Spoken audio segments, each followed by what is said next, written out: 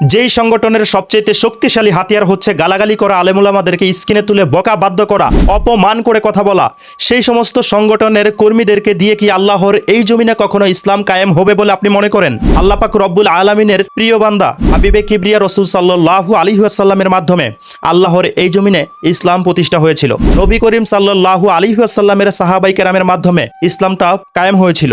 সেই সাহাবাই কেরামের আচরণ কেমন ছিল? সাহাবাই কেরাম কি কখনো মানুষকে বকাবাদ্য দিয়েছিল? না, জীবনও তারা এমনটা করেনি। কিন্তু আমাদেরই বাংলাদেশের একটা ইসলামিক দলের, একটা ইসলামিক সংগঠনের কর্মী ভাইদের মুখের ভাষা শুনলে আপনি ঠাস করে বসার থেকে শুয়ে পড়বেন। আমরা জানি আলেমুলামার সবচেয়ে বড় অস্ত্র হলো কুরআন ও হাদিস, আর জামাতে ইসলাম এই সংগঠনের ভাই ও বন্ধুদের সবচেয়ে বড় অস্ত্র হলো অন্যদের গালাগালি করা। আবার সাধারণ মানুষদেরকে না, একদম আলেমুলামাকে স্ক্রিনে উঠিয়ে তাদের মন খুলে বকা দেওয়া। কারণ ওই যে বললাম, তাদের সবচেয়ে বড় অস্ত্র হচ্ছে গালাগালি দেওয়া। আসুন ভিডিওটি দেখে আসি, কথাগুলো শুনে আসি। আমি যে কথাগুলো বললাম, আমি কি অযথাই কথা বললাম? ওনারা কি জামাতে ইসলাম এই সংগঠনের কোনো কর্মী না? এই ভিডিওটা দেখলেই আপনারা বুঝতে পারবেন, তার কথার ভঙ্গিতেই আপনি ধরতে পারবেন সে কোন সংগঠনের কর্মী ভাই। আসুন এবার শুরু করা যাক। চরবনায় বাঙ্গির বলা লর্তনের নাতি হয়ে গেল প্রধানমন্ত্রী। বুঝতে পারলেন তো? একটা কেন্দ্র তো পারেই নাই, হাত পাকার কোনো খবরই নাই। শালা হারামি, ওর জন্য জামাত ইসলামের অনেক বড় ক্ষতি হয়ে গেছে। আপনারা হয়তো জামাতে ইসলাম এই সংগঠনের এই প্রিয় ভাইয়ের প্রিয় মুখের ভাষাটা শুনেছেন, যেই ভাষার কারণে তারা নোবেল পুরস্কার পাওয়ার মতো যোগ্যতা রাখে। আপনারা কি মনে করেন? আসুন এখন শোনা যাক। আলেম ওলামাদেরকে গালি দিলে কিংবা একজন মানুষ আরেকজন মানুষকে অকট্য ভাষায় বকা দিলে কিংবা গালাগালি করলে সে কি আদৌ মুসলমান থাকে নাকি মুসলমান থাকে না, তার কি পরিমাণে গুনাহ হয় সেটা শুনে আসি, সেটা দেখে আসি।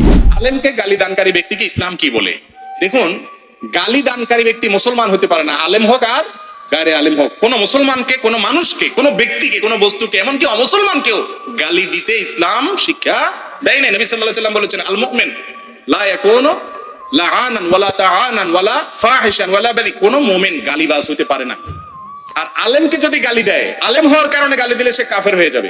আপনারা হয়তো কথাগুলো শুনেছেন, শায়েক কি বলেছে, শায়েক আহমদুল্লাহ সাহেব কি ফুতুয়া এখানে দিয়েছে, কি কথা এখানে তুলে ধরেছে। তো জামাতে ইসলাম এই সংগঠনের যত কর্মী ভাই বন্ধুরা আছে, আমি সবার কথা বলছি না, তবে বেশিরভাগ কর্মী ভাইয়েরাই আলেমুলামাদেরকে স্ক্রিনে উঠিয়ে গালাগালি করে, এইভাবে সরাসরিভাবে গালাগালি করে। এখন আমার কথা হচ্ছে, কোনো গালিবাজদেরকে দিয়ে কি আল্লাহর এই জমিনে আল্লাহ কখনো কালেমার পতাকা এই যারা গালাগালি দিচ্ছে তাদের মাধ্যমে আল্লাহর এই জমিনে প্রতিষ্ঠাতা করবে? তাদের হাত দিয়ে কালেমার পতাকা কখনো আকাশে উঠবে? আমার কাছে মনে হচ্ছে না। কারণ কোনো গালিবাজ দিয়ে আজ পর্যন্ত আল্লাহর এই জমিনে ইসলাম প্রতিষ্ঠা হয়নি। ইসলাম প্রতিষ্ঠা হয়েছে সৎ মানুষদেরকে দিয়ে। আর কোনো সৎ মানুষ, কোনো মুসলমান মানুষ, একজন মানুষ আরেকজন মানুষকে কখনোই গালাগালি দিতে পারে না।